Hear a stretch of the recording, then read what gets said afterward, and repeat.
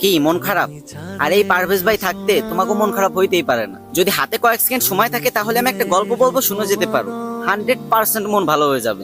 আর যদি না হয় তাহলে আনফলো করে দিও আমার, যাও। তো ঘটনাটা হয়েছে কি, ছেলে শ্বশুর বাড়ি যাবে, তো মাথা তার একটু চিড়া মগা, তাই মা শিখাই দিছে, বাবা শ্বশুর বাড়ি যায় আগে শ্বশুর আব্বারে বলবি আব্বা কেমন আছেন, কারণ তোর শ্বশুর আব্বা অনেক অসুস্থ। উনি হয়তো তখন নিশ্চয়ই বলবে যে ভালো আছি, তখন তুই বলে উঠবি এটাই তো আমাদের কাম্য। তারপর তুই উনি কি ওষুধ খাই সেটা জানতে চাইবি, উনি নিশ্চয়ই যে ওষুধ খাই কিছু একটা কথা বলবেন, তখন তুই বলবি বাহ খুব ভালো ওষুধ, এই ওষুধ আপনি খেতে থাকেন, সুস্থ হয়ে যাবেন খুব তাড়াতাড়ি। তারপরে বলবি আব্বা কোন ডাক্তার দেখাচ্ছেন, সে নিশ্চয়ই একটা ডাক্তারের নাম বলবে, তখন তুই বলবি দারুণ ডাক্তার, আপনি দেখাতে থাকেন, খুব তাড়াতাড়ি সুস্থ হয়ে যাবেন। আর সবসময় হাসি খুশি থাকবি, কেমন?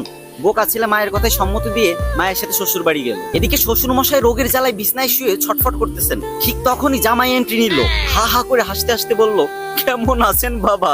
তখন শ্বশুর বলল আর বাঁচার ইচ্ছা নেই, এবার মরলেই বাঁচি। তখন জামাই আরো জোরে হা হা করে হাসতে হাসতে বলল এইটাই তো আমাদের কাম্য, তো আপনি কি ওষুধ খাচ্ছেন বাবা? তখন শ্বশুর মনে খুব কষ্ট পেল আর রেগে গিয়ে বলল ঘোড়ার ডিম।